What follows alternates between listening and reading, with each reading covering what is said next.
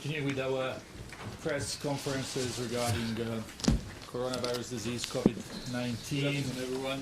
Thank you very much for waiting with us. Sorry for the delay. And to Munich conference, you were able to watch his speech he made in Munich on Saturday.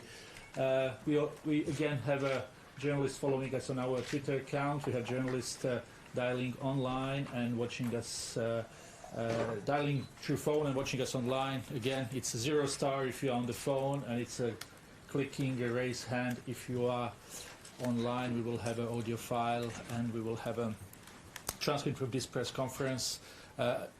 Today, beside Dr. Tedros, we have again Dr. Mike Ryan, WHO Executive Director for Health Emergencies, and Dr. Sylvie Briand, Director of Global Infectious Hazard Preparedness. I'll give the floor immediately to Dr. Tedros. Thank you, Tariq. And good afternoon, everyone. Let me start, as I always do, with the latest data. As of 6 a.m. Geneva time today, China has reported 70,635 cases of COVID-19 to WHO, including 1,772 deaths. In the past 24 hours, China has reported 2,051 new cases, which includes both clinically confirmed and lab-confirmed cases. 94% of new cases continue to come from Hubei province. Outside China, WHO has received reports of 694 cases from 25 countries and 3 deaths. As more data comes in from China, we're starting to get a clearer picture of the outbreak, how it's developing and where it could be headed. Today, China has published a paper with detailed data on more than 44,000 confirmed cases of COVID-19. This data give us a better understanding about the age range of people affected, the severity of the disease, and the mortality rate. As such, they're very important in enabling WHO to provide good evidence-based advice to countries. We encourage all countries to share their data publicly. The data also appear to show a decline in new cases. This trend must be interpreted very cautiously. Trends can change as new populations are affected. It's too early to tell if this reported decline will continue. Every scenario is still on the table. It also appears that COVID-19 is not as deadly as other coronaviruses, including SARS and MERS. More than 80% of patients have mild disease and will recover. In about 14% of cases, the virus causes a severe disease, including pneumonia and shortness of breath. And about 5% of patients have critical disease, including respiratory failure, septic shock, and multi-organ failure. In 2% of reported cases, the virus is fatal, and the risk of death increases the older you are. We see relatively few cases among children. More research is needed to understand why. This new data address some of the gaps in our understanding, but others remain. The international team of experts now on the ground in China is working with Chinese counterparts to better understand those gaps and improve our understanding of the outbreak. We thank all partners who have made their experts available through the GORN framework. WHO is continuing to work night and day on several fronts to prepare countries. We're sending testing kits to laboratories around the world. We're protecting health workers by sending personal protective equipment to many countries, and we're working with manufacturers to ensure supply. We're training health workers. We're providing advice to countries on how to do screening, testing, contact tracing, and treatment. And we have put out a call for $675 million to support countries to prepare. I thank those donors who have contributed. But we have not seen the urgency in funding that we need. As I keep saying, we have a window of opportunity now. We need resources now to ensure countries are prepared now. We don't know how long this window of opportunity will remain open. Let's not squander it. I thank you. Thank you very much, Dr. Tedros. We have about 20 minutes for questions, not more than that, so I would ask everyone to ask one and very short questions. *9 if you are dialing in, clicking raise hand if you are online. We will start, as always, here in the room. We have 1, 2, 3, and then we will move on, please. And if you can, yes, excellent. Thank you. Good afternoon. Tomohiro Deguchi with Kyodo Japanese Newswire. My question goes to Dr. Ryan on WHO's risk assessment for coronavirus disease 2019. Please correct me if I'm wrong, but I understand that WHO uses the word pandemic phase specifically for influenza outbreak cases. But should the global risk assessment of COVID-19, which is high now, turns into very high in the future, would it be safe for us journalists to say or call it pandemic in general terms? Thank you. Yeah, I think we need to be extremely cautious in using the term pandemic. We had lots of controversies during the H1N1 situation around when it was pandemic and when it wasn't pandemic, and I think we need to be careful. The real issue here is whether we're seeing efficient community transmission outside of China. And at the present time, we're not observing that. And as such, we're not in a position to have that discussion. What we're seeing is, again, as we said previously, the majority of cases outside China have a direct link still back to China. And of that transmission that's occurred in countries outside China, the majority of that transmission can be traced through existing transmission chains. So therefore, I think we have to be very, very careful not to drive fear in the world right now, and I'll be very cautious in using the words you have used. We've said it, the risk is very high in China, it is high regionally, and it is high around the world. That is not the risk is high of a pandemic. The risk is high that the disease may spread further, and I think at face value that is true. I don't know, Sylvie, you may have a comment on this. No, I think you are right. I think the difficulty with certain words is that their interpretation varies, and for general public, very often pandemic is really the worst case scenario. And so I think we need, before qualifying the event as the worst case scenario, we need a lot more evidence and a lot more data, and so that's why I think we need to be cautious, because it can really create panic. Unnecessarily, because what is important currently is that we all agree on the risk assessment so that we can all tackle the virus the same way. Thank you very much. Now we go to Chen. Yang with Xinhua News Agency. A joint team of Chinese and WHO experts has begun field inspections on the outbreak on Monday. So up till now, any updates on the latest findings and next steps in the coming days? Thank you. Yes, the team have had a series of face-to-face meetings with Chinese counterparts.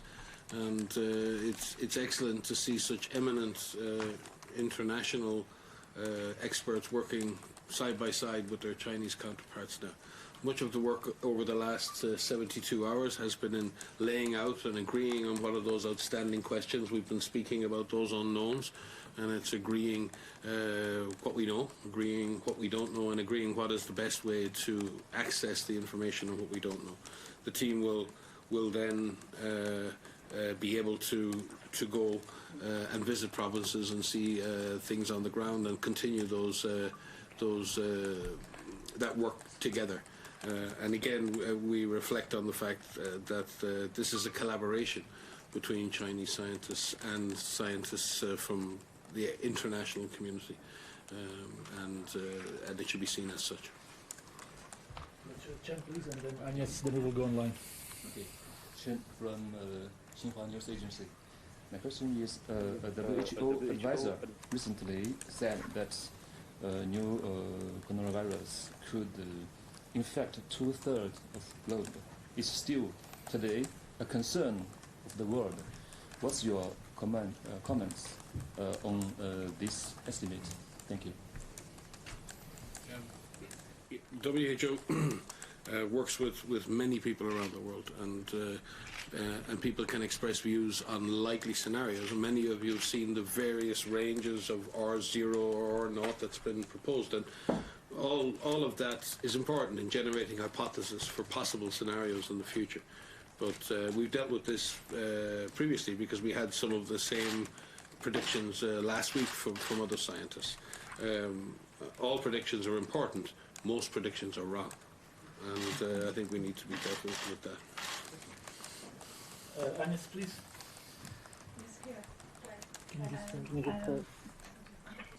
Sorry. Yes, hello, Agnès Perrault from Agence France Presse. Today, some Chinese health officials have called former patients who recovered to give their blood in order to extract the plasma and give that to the patients who are still healed. Do you think this is a good option? Sylvie, with some details. The use of convalescent plasma or hyperimmune globulin has been part of the treatment of severe infectious diseases going back almost to the beginning of when we understood viral infection. We see it in rabies, we've seen it in other infections. And it has proven effective and life-saving in a number of different diseases. Diphtheria been one most recently where we use a similar approach. So it is a very important area to pursue. And again, we will need to look at how it's used, which patients are most likely to benefit from its use, when during the course of the illness it will be beneficial. Because what hyperimmune globulin does is it concentrates the antibodies in a recovered patient, and you're essentially giving the new victim's immune system a boost. You're giving them a boost of antibodies to hopefully get them through the very difficult phase. So it must be given at the right time, because it mops up the virus in the system, and it just gives the new patient's immune system a vital push at the time it needs it. But it has to be carefully timed, and it's not always successful. So it's a very important area of discovery, and I believe they're starting trials on that in China. But it's a very valid way to explore therapeutics, especially when we don't have vaccines or we don't have specific antivirals. Thank you very much. And just to add that, of course, the protocol how it's used is very important, and especially the safety, because as you know, with blood products you can also transmit other disease, so the protocol of purification is very important, and as well as the scaling up, how many patients can get this therapy, because it's not it's not easy to produce, and so that's why all those aspects need to be carefully assessed before we use it widely. Thank you very much, Dr. Briand. We will go online for a few questions. Let's start with the China Daily. Can you hear us, please? Please.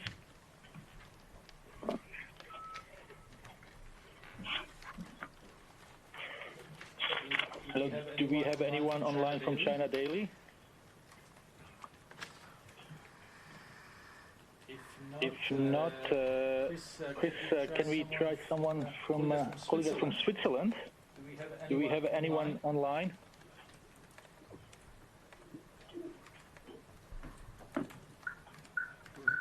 Hello? Hello? Can you hear us?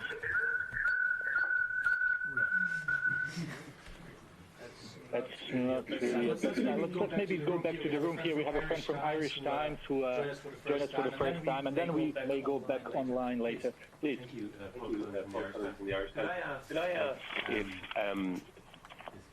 speakers have any doubts about the efficiency or the effectiveness of testing for the virus, given some anecdotal cases where people were multiply tested or they were found to be negative and then found to be positive? No diagnostic test is foolproof, and we've seen that with screening programs and others around the world, especially when tests are new and validating those tests. So there's always a small chance of a false positive or a false negative, someone who's told they're positive when they don't have the virus, or sometimes someone told you don't have the virus and they subsequently turn out to have that virus. So it is an important consideration, and that's why clinical suspicion and intention to treat diagnosis is always very important.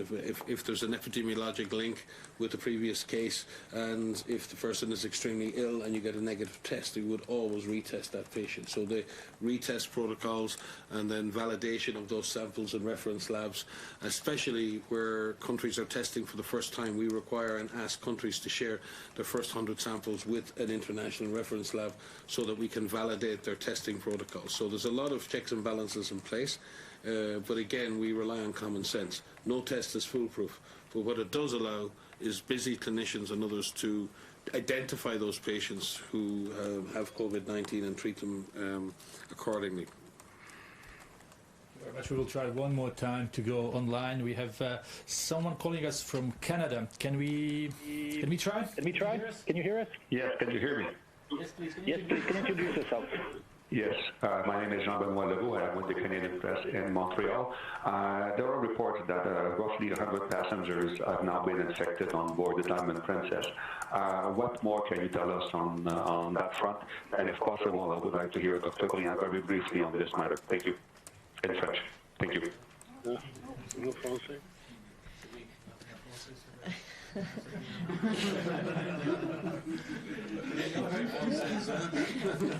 your French is pretty good, Dr.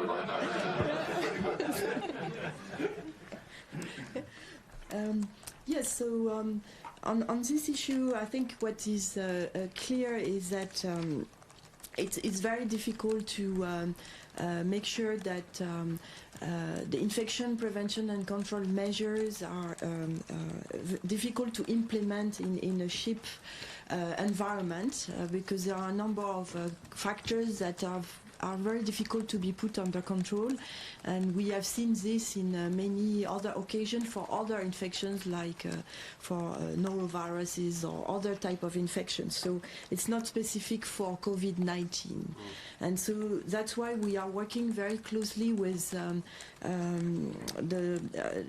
various constituencies, the Japanese authorities, but also the chief medical officer on those cruise ships to see what would be the best measure to put in place to protect the people on the ships, but also make sure that we still stick to our objective, which is the containment of the virus. And I think this is what we are going to, that's what we are doing currently. Also be very cognizant that we need to make sure that we focus on our objective, public health objective, which is to contain the virus and not to contain the people, and making sure that we can have a right balance between the health of the population in Japan and other countries, but also the health of the people being currently on this boat. And so we need to have those balance. And it's currently quite difficult because there are still many unknowns on this virus, and so measures are implemented and assessed currently and monitored on a nearly hourly basis because we learn every day and every hour more about this disease and this virus. Can you please just like shorter version in French? Okay, this time. Okay. Donc, effectivement, nous travaillons de concert avec les autorités japonaises, mais aussi les autorités, les médecins qui s'occupent de ce type bateaux et de croisières pour essayer de trouver tous les éléments qui vont nous permettre de gérer ce risque sur le bateau. Comme il y a encore énormément de choses qu'on ne connaît pas sur ce virus et sur cette maladie, on met en œuvre les mesures qui nous semblent le meilleur possible pour protéger la santé des gens qui sont sur le bateau, mais aussi protéger la santé de la population japonaise. Et donc, nous sommes constamment en train d'essayer de trouver le bon équilibre pour toutes ces mesures. Et comme je l'ai dit en anglais, l'objectif est de contenir le virus, mais pas nécessairement de contenir les personnes, c'est-à-dire l'objectif n'est pas de les empêcher de voyager, mais bien et juste de préserver l'intégrité physique et la santé de différentes communautés. To the owners of the Western Dam and the Crown Prince, the Princess Princess, because they've been exceptionally open, transparent, and cooperative throughout this whole process, and that's something we deeply appreciate. Thank you very much. Let's try to get Sarah Jerving from DEVEX. Sarah, can you hear us? Yes, thank you. I just had a question about the reported figures. So in your daily updates, WHO is reporting laboratory cases, but at the beginning of this press conference, you used laboratory plus clinical cases. I'm wondering what the media should be reporting, laboratory or clinical cases. Yeah. The data we received this morning doesn't disaggregate between the laboratory and clinically confirmed cases. That's why we've reported that gross number. I believe we will continue to report both numbers as they're made available, but I think the overall number combined of both will probably be a better number going forward. But we're working with our colleagues in China to see whether they will be reporting both numbers on a daily basis from here on in. Thank you very much. Let's try to get quickly one or two more questions before we conclude. Michael from CNN, can you hear us, Michael? I can hear you. Can you hear me? Yes, please go ahead. Yes, please go ahead. Okay, I'm Michael Bostic here. I'm a contributor to CNN. First of all, I'd like to salute you for your great information sharing efforts. I'm sure I speak on behalf of everyone that we're very grateful. Mr. Director General, at the beginning of the outbreak, you mentioned how important media are as partners and how important information sharing is. I'm sure you've read the same stories we have about video bloggers and others in China being arrested or detained or simply put under quarantine. And I'm wondering, given that kind of choking of information, if you will, whether you're prepared to address this issue with